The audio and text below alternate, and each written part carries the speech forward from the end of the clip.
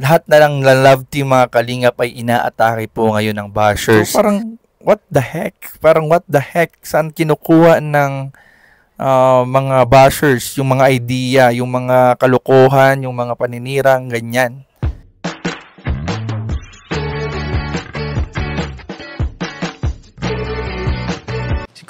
Si Kuya Jens, ano yan, reactor natin yan. Official reactor. Hello mga kalingap! So welcome back sa aking YouTube channel and this is Kuya Jens. Kung bago lang po kayo sa aking YouTube channel, huwag niyo pong kalimutan mag-subscribe at click the bell button para lagi po kayong updated sa ating mga bagong upload na video. Isang magandang hapon po sa inyo lahat mga kalingap. At ngayon po, short video, short reaction, short vlog po tayo mga kalingap at samahan niyo po ako. Pag-usapan po natin ang mga pinagdadaanan po ng ating mga love team sa Team Kalingap sa mga panahong ito mga kalingap, dahil hindi lamang po isang love team, hindi lamang po dalawang love team, kung hindi po parang lahat na lang ng love team mga kalingap ay inaatake po ngayon ng bashers at ng mga paninira ng iba't ibang mga tao. So ito po mga kalingap, hindi po naiiwasan talaga sa social media na alam naman po natin na once ang tao ay nakikitaan po ng maganda, nakikitaan po ng umaangat, mayroon pong mga tao talaga na tinatawag nating crab mentality na hihilahin po tayo pababa. At napakarami nga po sa mga nagko-comment ang hindi maayos mag-comment, magbigay ng komento, at yung iba pa ay mga gumagawa pa ng mga fake news at gumagawa pa ng mga bagay na ikakasira ng ating mga beneficiary at love team. So ngayon po pag-usapan po natin mga kalingap ang ilang mga issues na ginagawa ng mga bashers, ilang mga paninira na ginagawa po ng mga bashers, at ano nga ba ang dapat gawin kapag tayo po ay nakapanood, nakakita, nakarinig, nakabasa ng mga salita o mga paninira na walang katotohanan. So, i-share nyo po ito mga kalingap at sabay-sabay po natin mga kalingap labanan ang mga mapanirang mga bashers. So, unahin po natin mga kalingap sa lahat ang ating top 3 love team po ng Team Kalingap o ni Kalingap Rob. Walang iba kundi ang Jomcar, ang Edsy at ang Danjoy. Umpisa na po natin mga kalingap sa Jomcar. So ang Jomcar po mga kalingap nitong nakaraan ay umamin na rin po ng totoo nilang estado, katulad din po ng sa Danjoy, ng sa Edsy. Halos lahat po mga kalingap ay umamin na po ng kanilang totoong estado. At ngayon nga po mga kalingap ay kakagaling lang ng tambalang Jomcar sa Cebu para po magbakasyon, i-celebrate ang kanilang mansari, mamasyal together. At sa tulong din po yan ng ilang mga taga-suporta na hindi naman po natin may kakaila na doon po sa mga video ni Papa Jom, sa mga upload niya, merong mga ilan-ilan pong mga nakakasama sila doon sa Cebu na I believe mga ilang taga-suporta po.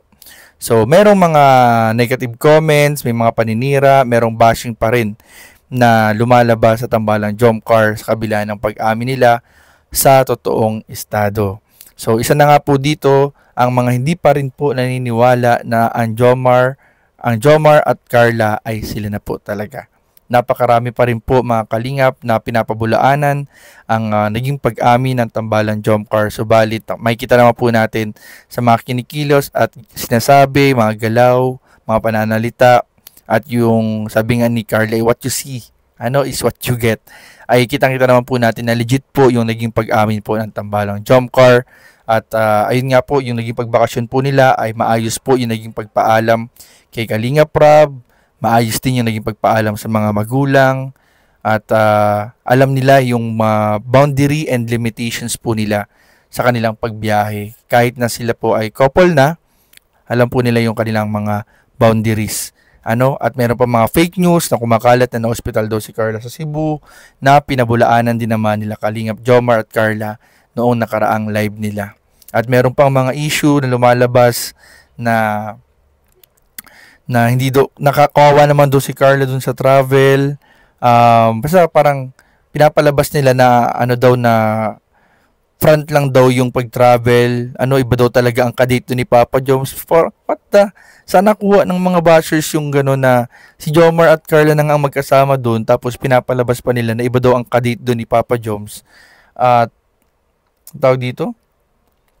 si Carlo daw ay ginamit lang daw. So parang what the heck? Parang what the heck? Saan kinukuha ng mga bashers, yung mga idea, yung mga kalokohan, yung mga paninirang ganyan. 'Di ba, mga kalingap?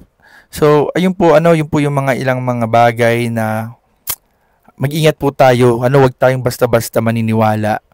Kung may tiwala tayo, kung talagang supporter po tayo, ay ang Jomcar at si Kalinga Prab at ang mga love team at yung mga nakakasalamuha talaga personal na mas nakakilala sa kanila ang ating paniwalaan po, mga kalingap. So, pangalawa, ito naman po mga kalingap, meron sa EDSI. Grabe, meron din sa EDSI po mga kalingap. May nababasa tayo na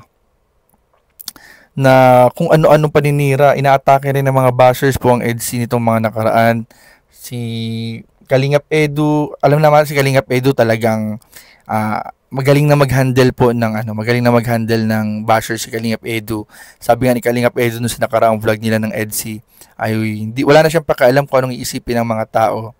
Kasi na social media, normal lang na may mga bashers, normal na may mapupuna ang tao.